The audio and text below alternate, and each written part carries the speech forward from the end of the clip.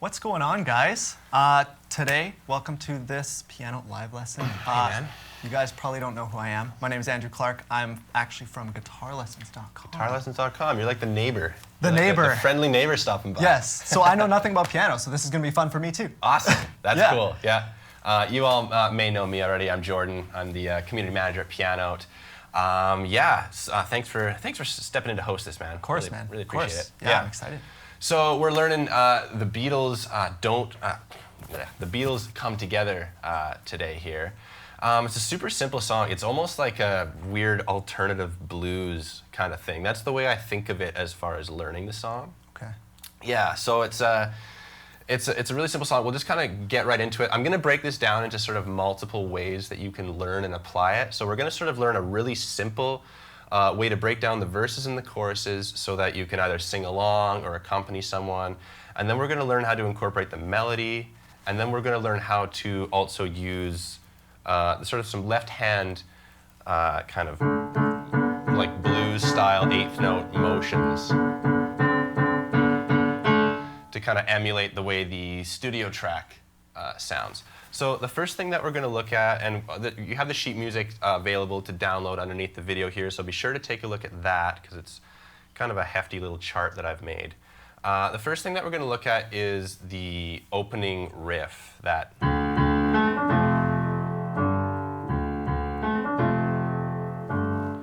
So the song is in the key of D minor, which means we have really only one accidental, or we have one additional sort of black key to play, which is B flat. But the scale that we use to make most of the melodies is a pentatonic scale. So that in the key of D minor is going to be the notes D, F, G, A, C, and D. So the opening riff goes like this: D, D. I just sort of play this down the bass here. D, D, and then the right hand goes A, C, D, F.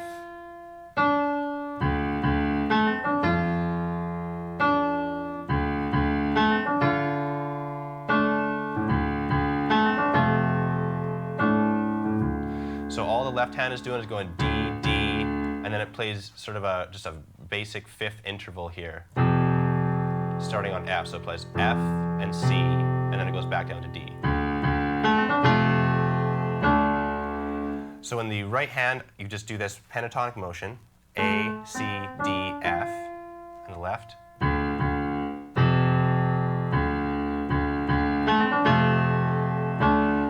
And that's just like a four repetitions of that kind of little motion there, and then the proper song sort of starts.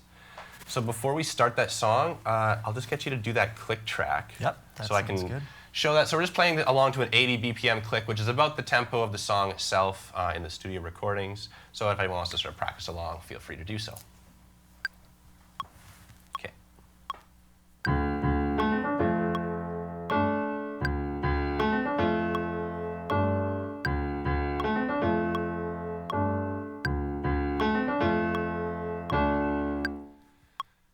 So that riff that's like, to me, that's one of those iconic riffs in like rock and roll. Oh, yeah. You get that shum, dum, all the drums and stuff. Yeah. And Yeah. so obviously, Come Together isn't really a piano song. I've kind of done what I can to adapt the whole recording into a piano sort of version.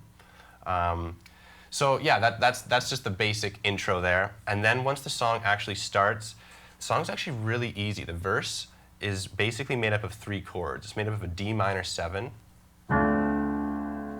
It's made up of a A minor 7. And then it's made up of an A major 7, or an A7. There we go. And then a G7. So we got a D minor 7, we got an A7, and we got a G7. So I'll just I'll play the main.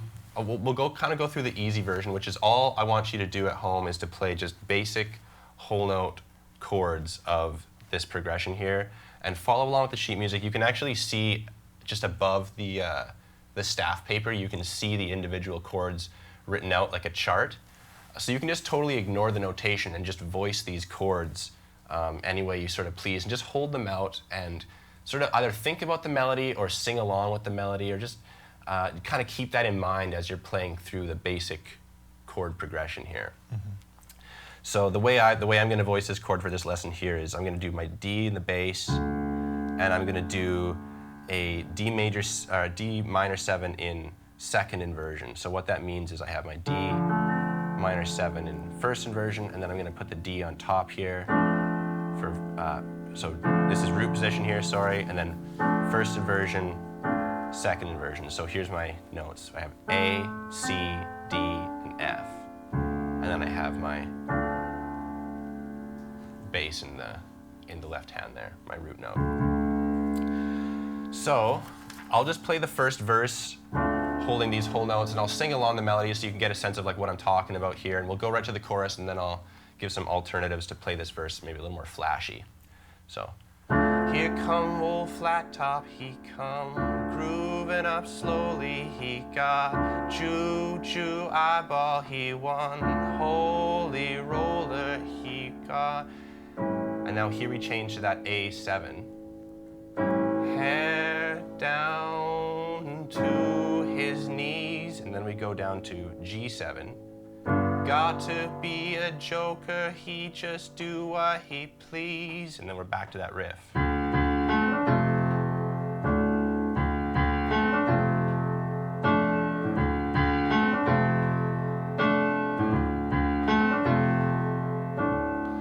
So that's like the simplest way I can think of to play the verse and still kind of get the idea of the verse across without having to do any like flashy, arpeggios or rhythmic motion or anything like that.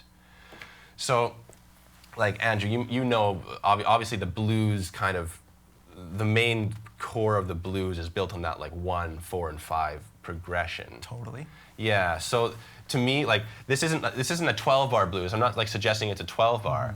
But it's kind of built on that. You can sort of hear the bluesiness just in those 3 chords because it's built on the 1, 4, and 5. Well, you can't, especially when you mention that it kind of goes between the D minor and the D major. Blues is such a hybrid of major minor chords. You're right, yeah. Major minor keys. Yeah, so we start off with this kind of minor color, and it just kind of vamps on that for a while. Here come old flat top, he come grooving up slowly. But then when we get to the hair down, now we're in this kind of like different sort of, it's a dominant 7, so it's a bit of a color shift. Yeah. And then we go down just one sort of full step down to the 4. Got to be a joker, he just do what he please.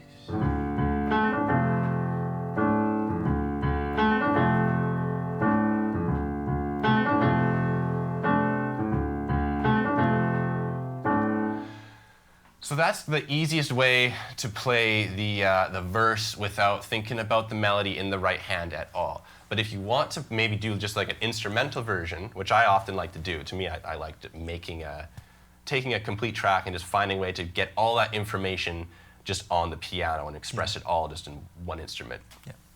So next we're going to look at voicing just some whole notes in the left hand, whole note chords, but we're gonna play the melody in the right. So the melody in the right is super easy. Again, it's built on that pentatonic scale. So to me, the whole song is sort of built around these, or at least the whole verse is sort of built around these 3 notes. It's built around D, F, and C underneath. So the melody is, here come old flat top, he come grooving up slowly, he got choo-choo eyeball, he won holy roller, he got. So it's just those 3 notes, F, F, F, D, C, D, F, F, F, D, C, D, and the left hand is just straight, it's just vamping on that 1 chord. F, F, F, D, C, D, F, F, F, D, C, D, F, F, F, D, C, D, F, F, F, D, C, D, and now we go into the A7, and we sort of change a little bit the melody there. We start on E now, and we're just popping back and forth between E and D. E, D, E, D, E, D, E, and now we're playing our G7 in the left hand, and we're back on F in the right. F, F, F, F, F, F, F, D, F, F, D, F.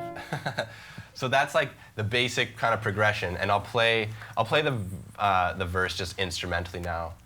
Let's do it to the click track. Sure. So I can show the timing of it.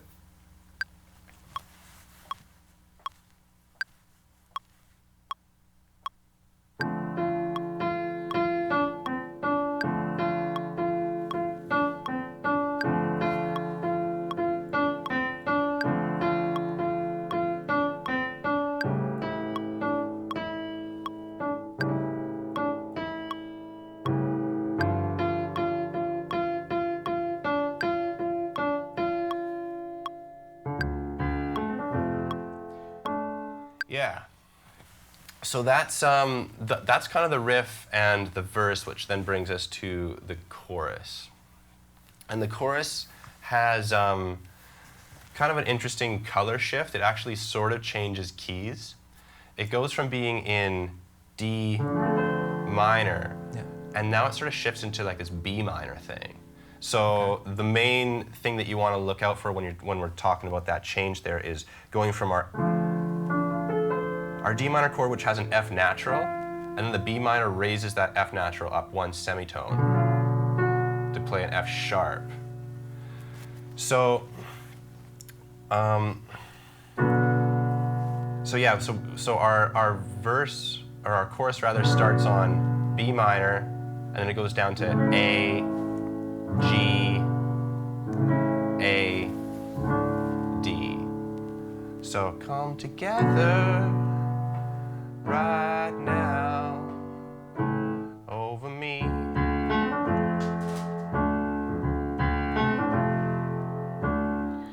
So it's just this, it's almost like a little walk down. So B minor, A, G, A, D, and back to that riff.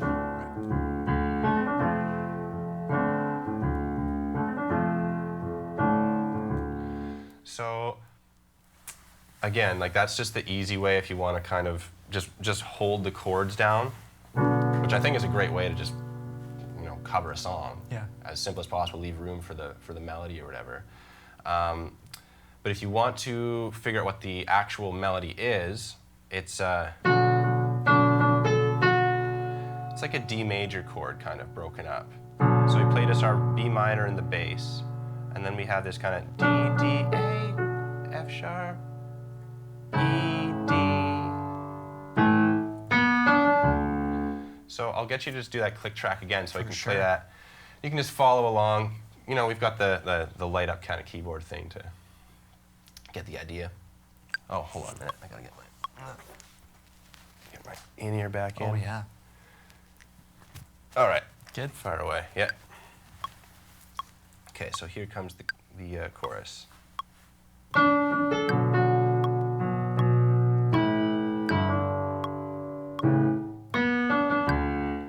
it one more time.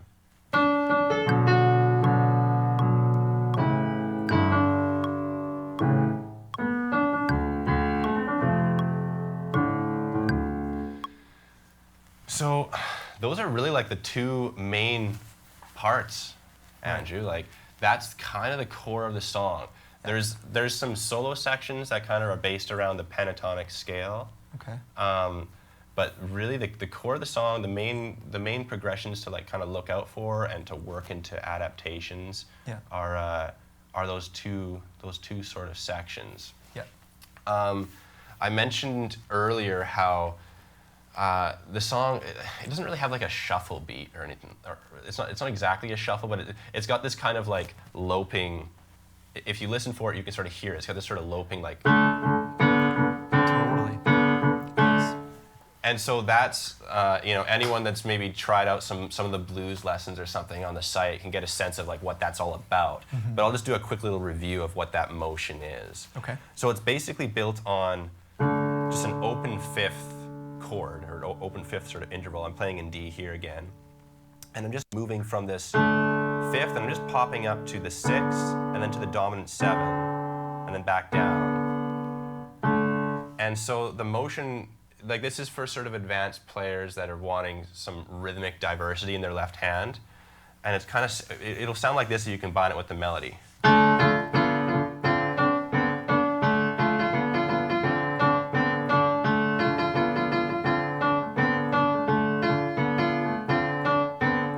then we drop that same pattern down to the A7 chord.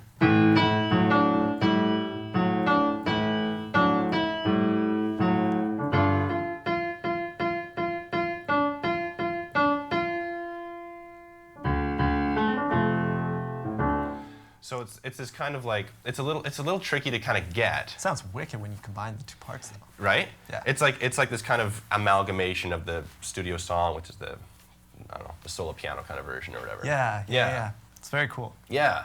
So I'll tell you what. Let's try it again with the click track, so I can show what that eighth note rhythm is. This is what I'm actually going to play is well, it's pretty close to the way I have it notated. So if you want to get like a sense of how to play this verbatim notation, that's what I'm about to do here. Sweet. Yeah.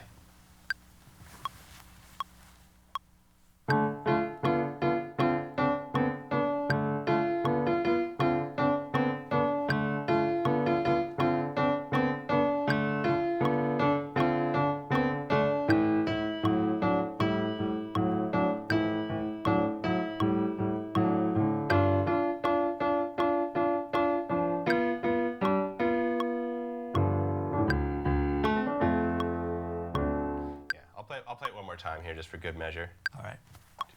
3, 4.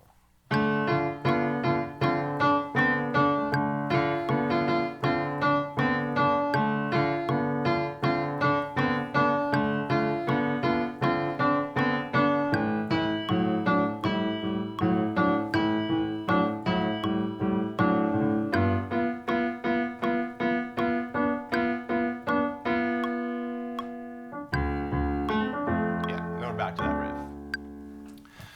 So that's really the two most important aspects of the song. Yeah. Yeah. Once we get into the next part, we're sort of like dealing with, there's sort of a little guitar solo. I don't know, do you know that solo? I know the solo. Yeah. Yeah, but I'm not super familiar with the song, so don't test me. Okay. Well, the thing about it, the thing that I find so cool about the solo, and I'm not gonna like teach a solo verbatim or anything. If you want, it's actually would be a good exercise if anyone out there is wanting to like learn some ear training. Yeah. Because it's all based on the pentatonic scale. It's all kind of like this. It's really spacious. Okay. After sort of the I think it's the second verse. There's sort of this. There's a bit of a piano, sort of mini piano solo, and all it does is it sort of pumps up the intensity of that vocal melody, and it takes it from just basic eighth note sort of, and now all of a sudden becomes this sort of 16th note thing.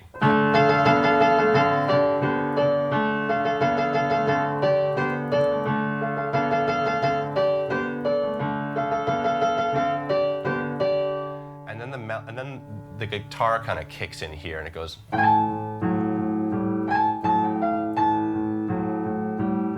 I'm just basing this off of A here. My three notes are A, G, and F.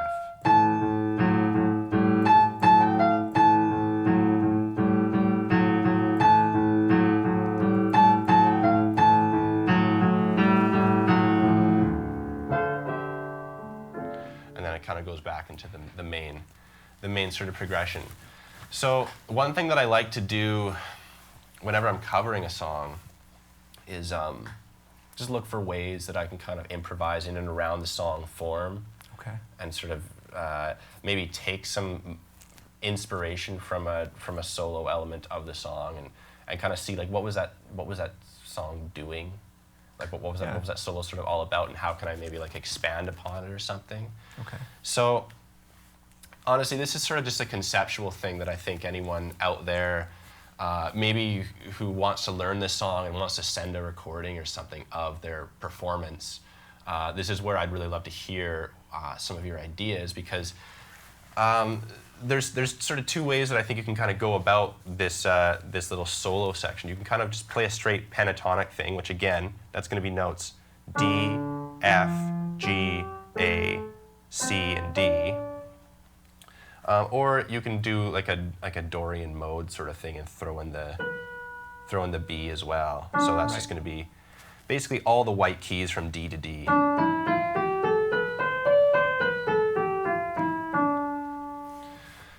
So,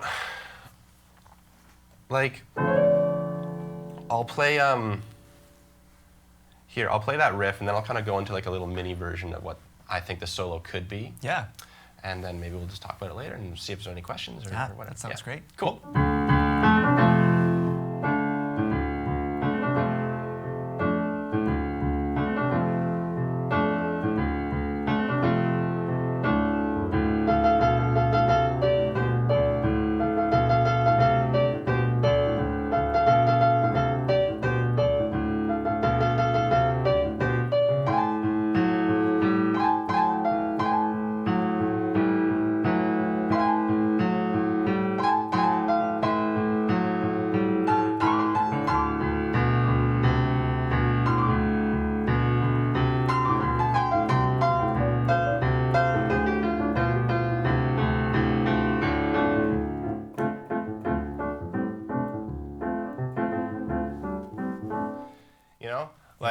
Just sort of playing with the space, keeping it in one like pentatonic sort of scale. Felt very bluesy. Yeah, I like that. Yeah. Which like I'm sure you're a great guitar player. Like obviously the blues is like, for me anyways, it's kind of the gift that just keeps on giving in terms of soloing and stuff. I find it to be.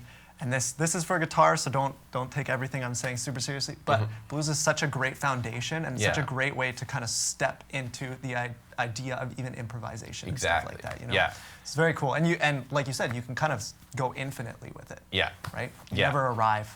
You never do. Yeah. That's why there's guys like B.B. King that have made a whole career out of 3 chords, basically. So true. Yeah, and so that's kind of why I like picked this song to teach, because it's so rooted in that kind of pentatonic blues world. Yeah. And it's just so fun to play and kind of improvise over. Yeah. So those are sort of the main elements of the song that I wanted to sort of discuss. Okay. Do you have any like questions yourself on? I have questions, but before that, let's see what we've got in the chat there. Yeah, so there's a question from Taylor. Okay. Can you talk about the pickup into the chorus and maybe explain that for people who might not know what it means? The pickup into the chorus. Referring to the. Oh, you're talking about the. I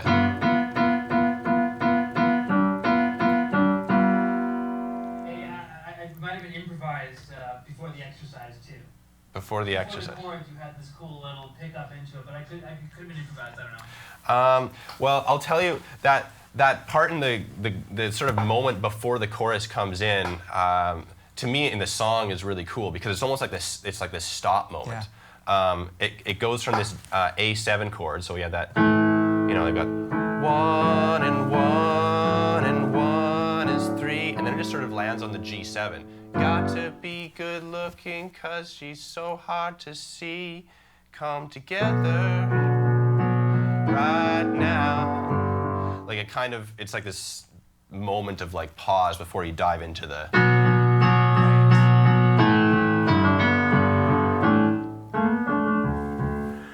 So I'm not sure if that's what you're talking about back there, Taylor.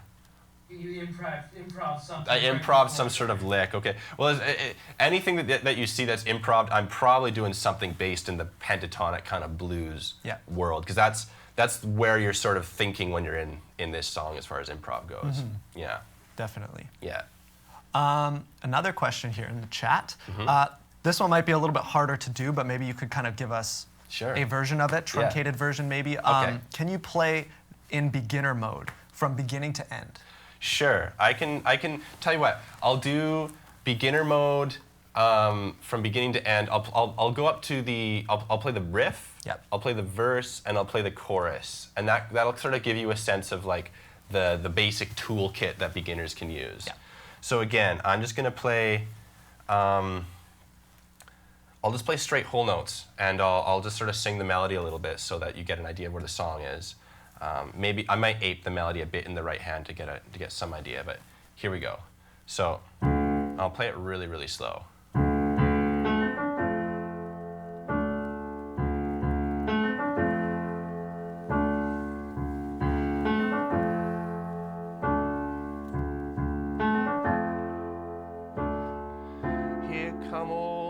top he come, grooving up slowly he got, juju eyeball he won, holy roller he got, hair down to his knees, got to be a joker, he just do what he please. Back to the riff.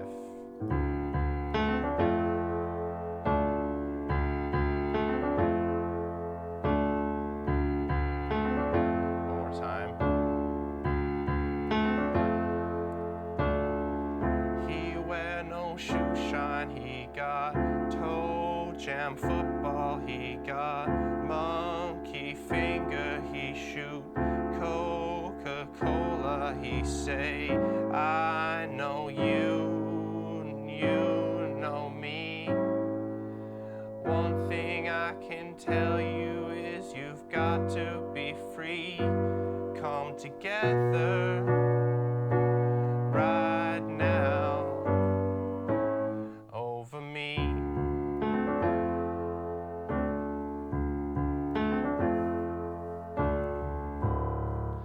So that's about as simple as you can go with that. Still sounds great. Yeah, right? Yeah. And you know what? It's even like it's a fun song to sing too, because it's sort of this simple like, you go da da da da da. Like it's to me, anyone if anyone's ever wanting to learn piano, I highly encourage you to sing along to what you're playing. Even if you don't want to be a singer, it really helps. I don't know if this helps with guitar. We always suggest, and people fight like heck to not sing because they're not singers, but it's so good. It's so good. Even if no one hears you ever. Yeah. It's so good to just kind of, you combine kind of your brain and your ears and the physical part, and you kind of put them all together, right? Yeah, you're totally right, man. You're totally right. Yeah, that's very cool. So I hope that's some good sense of how the beginner feels when you're playing. Totally. Yeah. Another question here. This one is from Vincent. Hey, Vincent. I know because he is a Guitar Lessons Academy member. No way. Well, so there you go. it's very funny to see him in here as well. That's great. Hey, Vincent. And he was asking, I was just wondering, how long does it take to get a lesson like this ready for you?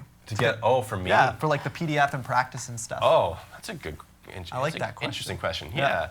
Well, you know, I'm always looking for new ways to approach teaching songs. So for this is kind of a new one where I wanted to give a verse and a chorus from different perspectives, from the perspective of a total beginner or someone who's just looking to kind of accompany themselves vocally, from the perspective of someone who wants to maybe learn some improv techniques, and from the perspective of someone that wants to like listen to the whole studio recording and combine that into one like piano kind of performance. Right.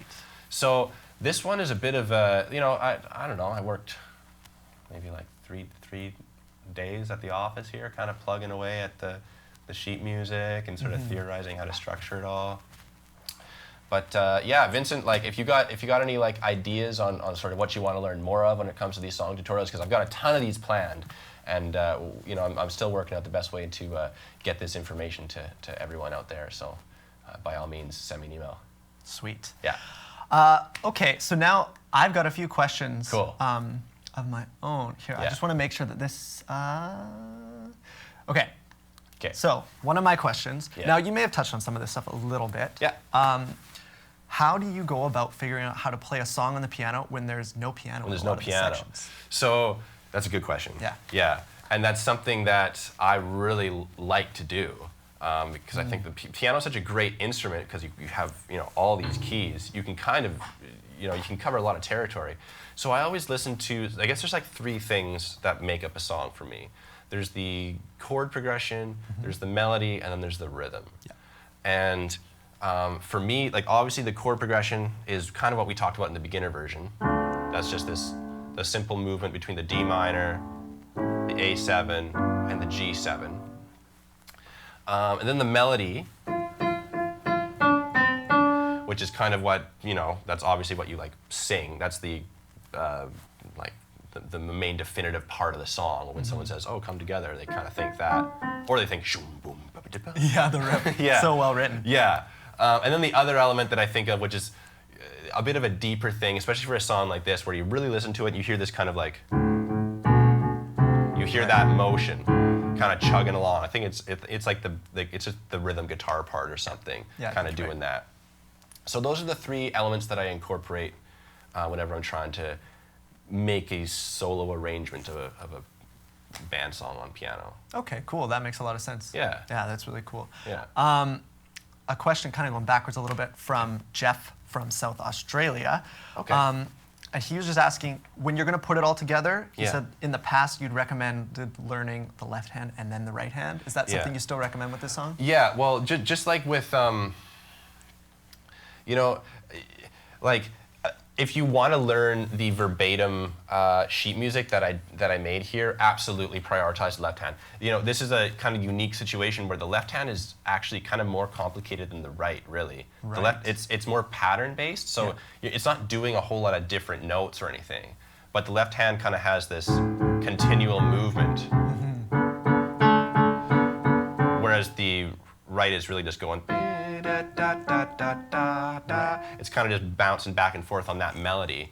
So if you want to learn this song as the sheet music works, Jeff, just try going through that motion in the left hand to a click track without the right at all.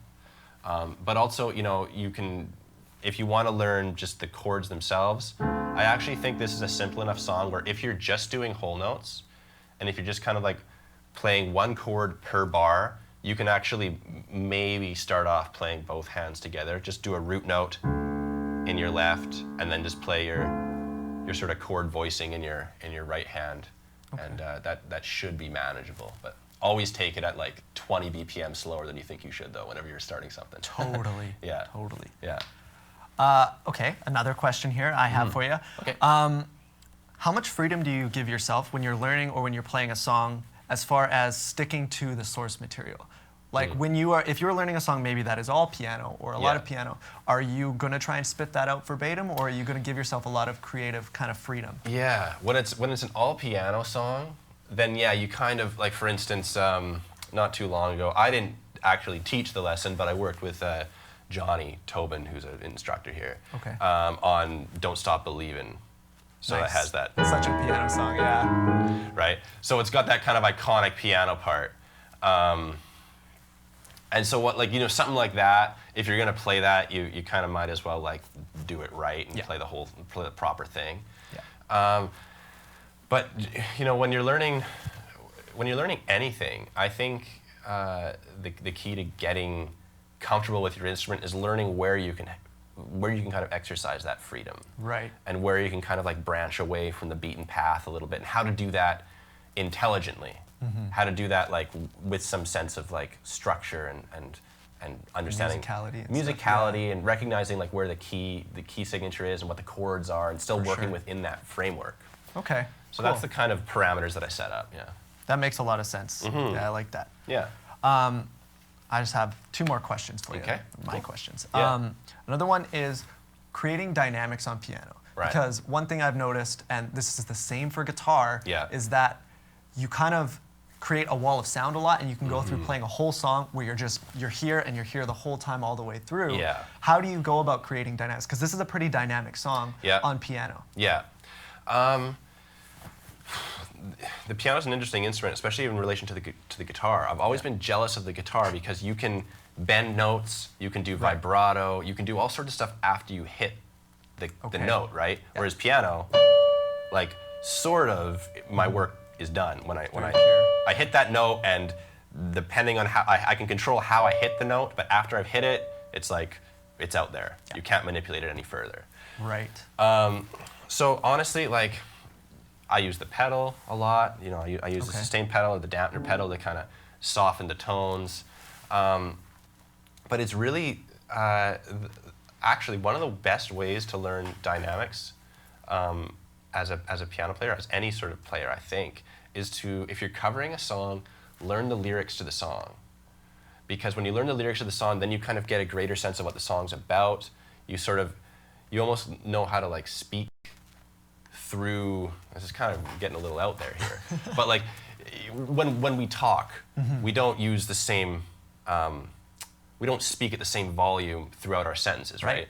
So when we have an idea of what the lyrics of the song are, then we're going to be kind of playing the melody of the vocal melody as though we're almost speaking it through the instrument, if that makes any sense. Totally. Yeah. Yeah, your instrument is your voice. It's your voice. In this case, right? Totally. Yeah. Yeah.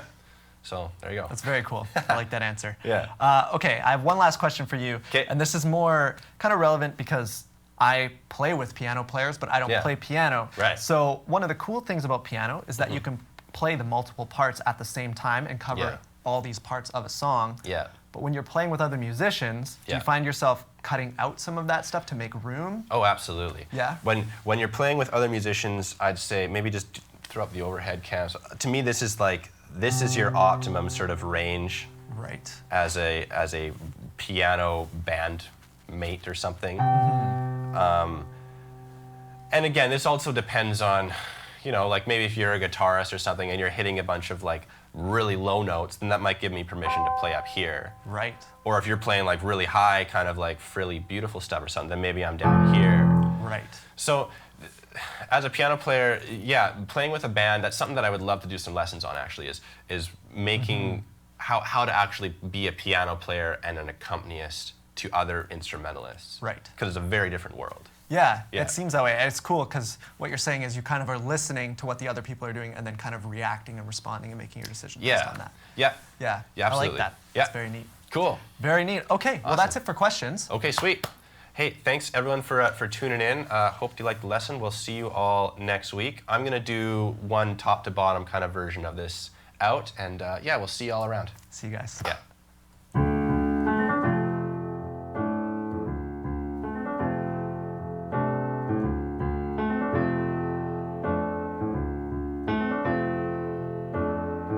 Here come old flat top, he come grooving up slowly. He got juju eyeball, he won holy roller. He got hair down to his knees.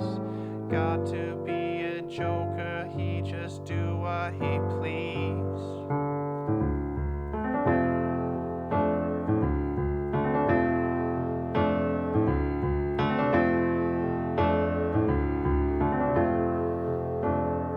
He got no shoe shine, he got toe jam football, he got monkey finger, he shoot Coca-Cola, he say I know you and you know me.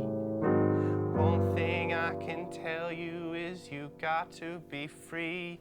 Come together right now over me.